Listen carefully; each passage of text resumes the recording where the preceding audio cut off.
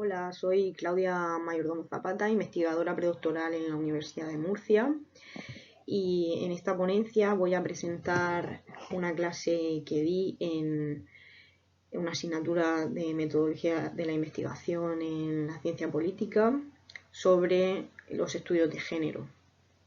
Esta ponencia tiene como objetivo mostrar cómo abordar de manera introductoria los estudios de género dentro del ámbito de la ciencia política contemporánea, ya que teniendo en cuenta los niveles de ausencia de perspectiva de género en los contenidos curriculares de las carreras de ciencia política en España, pues resulta interesante aportar conocimiento al respecto, para que si alguien quiere introducir estas cuestiones pueda hacerlo pues teniendo un ejemplo o pueda servirle como inspiración para abordar la perspectiva de género en el campo de la metodología.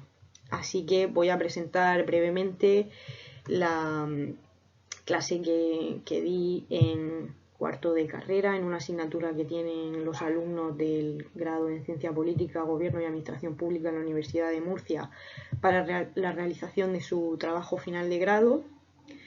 Es una asignatura dedicada a explicar distintas metodologías y entre ellas pues se decidió introducir también los estudios de género. En esta clase de lo que se habló fue de los estudios de género en la ciencia política contemporánea. En primer lugar, pues se explicó cuáles son los principales pasos en una investigación político-social, ya que de lo que se trata la asignatura es de explicar en qué consiste la investigación político-social aplicando una perspectiva de género. De manera que lo primero que se repasó pues son los principales pasos, es decir, la definición del problema de investigación, la definición de la pregunta de investigación, la definición de los objetivos de la investigación, el planteamiento de las hipótesis, el marco teórico que responde a la pregunta de investigación a través de la operación de los conceptos y de cómo medimos los conceptos, el marco metodológico o metodología donde definiremos cómo vamos a definir esos conceptos y qué datos vamos a utilizar, así como cómo vamos a tratar las variables recogidas de esos datos y cómo finalmente vamos a contrastar las hipótesis. En primer lugar, pues yo exponía qué significa aplicar la perspectiva de género a una investigación político-social y les explicaba qué significa observar de manera diferenciada los procesos que desarrollan hombres y mujeres en los fenómenos sociopolíticos que se estudian. Esta perspectiva parte de que el género atraviesa todas las relaciones e interacciones sociales de las personas. Por lo tanto, el ámbito político, desde el comportamiento electoral hasta el ámbito institucional, también estará atravesado por el género. Por eso, la justificación de aplicar una perspectiva de género es precisamente tener en cuenta el atravesamiento intrínseco del género que tienen estos fenómenos. Ahora bien, ¿por qué aplicar la perspectiva de género?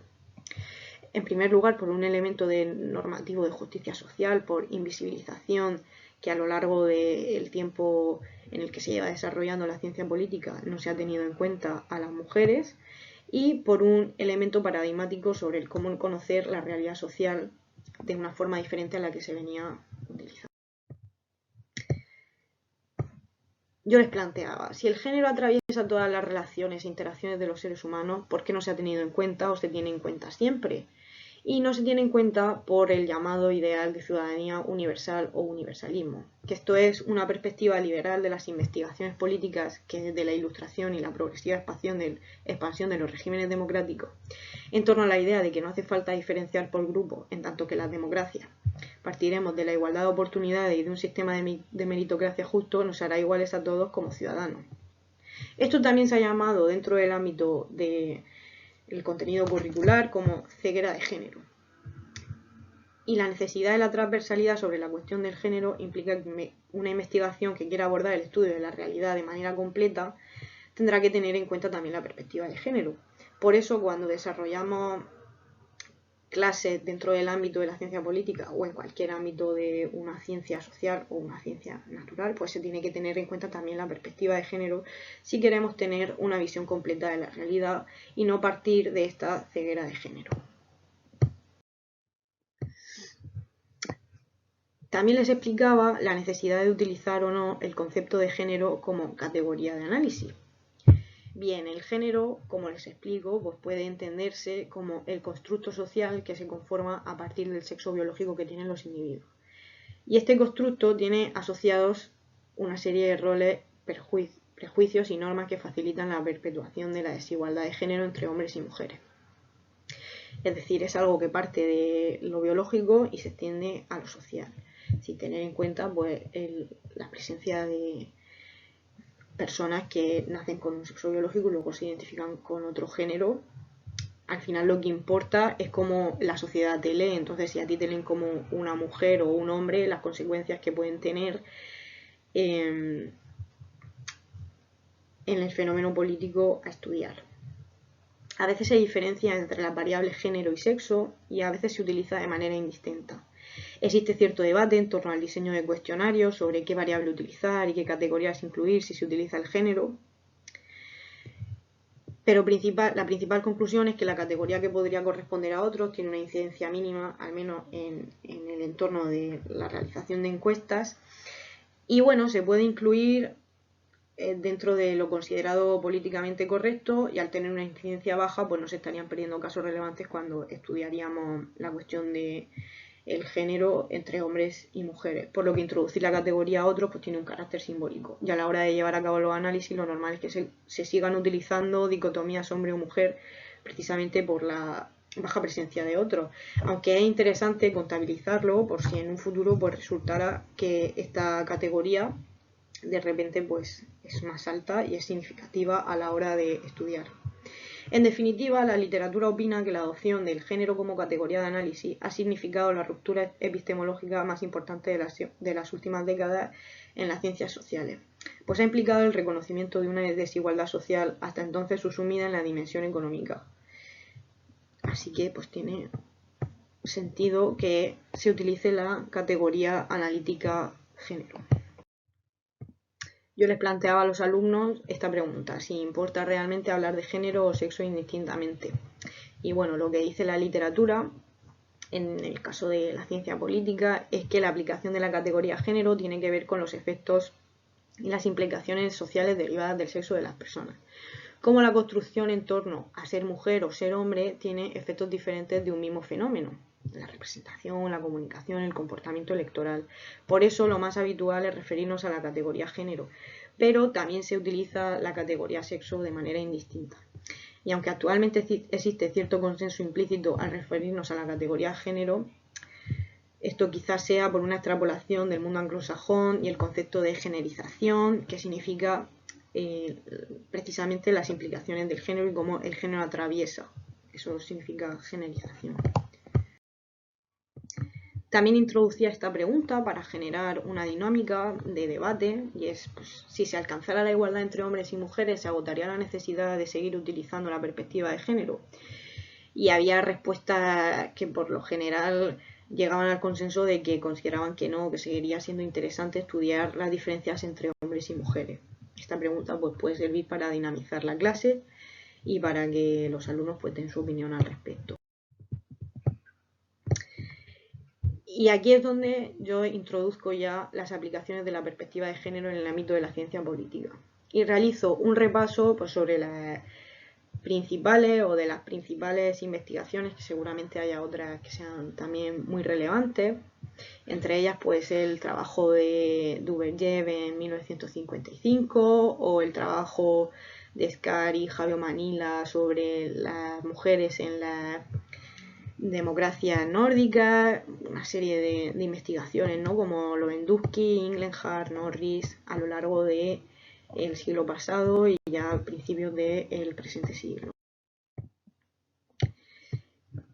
Y básicamente les propongo que hay dos grandes ramas que serían dentro del estudio de la ciencia política, que serían los estudios sobre políticas públicas con perspectiva de género, o el llamado mainstreaming de género, y el llamado neoinstitucionalismo feminista, que comprende pues la mayoría de fenómenos sociopolíticos que se estudian. Es decir, coger las cuestiones básicas del neoinstitucionalismo y aplicar la perspectiva de género. Y ahí estaríamos dentro de lo que llamamos neoinstitucionalismo feminista.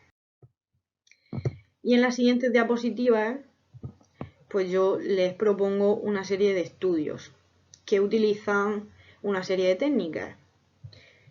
Y este tipo de estudios pues son estudios sobre políticas públicas, estudios cualitativos, estudios mediante encuestas, estudios estadísticamente descriptivos, estudios cuantitativos en el que se tratan de explicar estadísticamente las principales diferencias entre hombres y mujeres respecto a un fenómeno, para visibilizar que aplicar la perspectiva de género no significa utilizar un solo tipo de estudio, sino que se puede aplicar a cualquier tipo de estudio y se puede desarrollar como cualquier otra investigación, que la peculiaridad que tiene es abordar el tema, el fenómeno que se quiere estudiar, diferenciando entre hombres y mujeres. Y le pongo una serie de ejemplos que durante la clase fuimos comentando, como pues en el caso de los estudios sobre políticas públicas, este estudio sobre Manuela Lombardo, o sea, este estudio de Manuela Lombardo y Tania Berger, o este estudio sobre el mainstreaming, la evolución del impacto y el presupuesto de género, cómo se conceptualiza, de Manuela Lombardo. También pues estudios estadísticamente descriptivos, como las cuotas de género y su aplicación en España, escrito por Ainhoa Uribe Otarola, o los estudios realizados mediante encuesta, como el estudio de Edurne Uriarte y Cristina Ruiz sobre mujeres y hombres en las élites políticas españolas, en el cual ellas realizaron una encuesta a los representantes políticos de ese momento, es decir, a la élite del Parlamento español. Y luego pues realizar una serie de análisis descriptivos, diferenciando entre si las respuestas las hicieron diputados o diputadas. También encontramos estudios cuantitativos en el que se tratan de explicar estadísticamente las principales diferencias entre hombres y mujeres respecto a un fenómeno.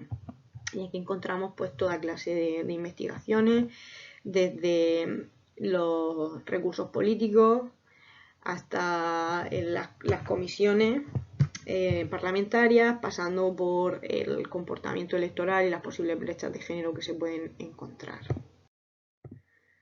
También les hablé de estudios cualitativos para estudiar las principales diferencias entre hombres y mujeres respecto a un mismo fenómeno, qué piensan, qué opinan, tanto hombres como mujeres, estudiándolo desde una perspectiva cualitativa, pues a través de entrevistas en profundidad o a través del estudio documental.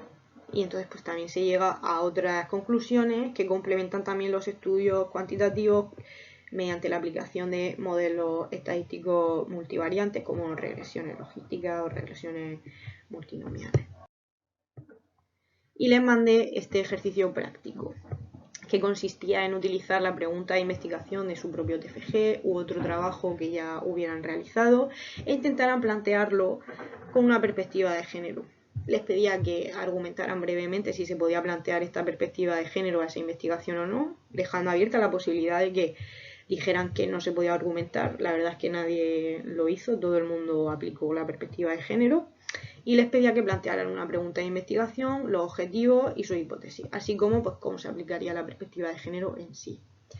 Creo que la experiencia fue interesante porque además les sirvió para repasar sus propios temas del TFG. Incluso hubo algunas personas que se replantearon el hecho de aplicar finalmente la perspectiva de género a su trabajo, cosa que antes pues no habían valorado, y después de esta clase pues se dieron cuenta de que su tema sería más interesante si aplicaban esta perspectiva de género.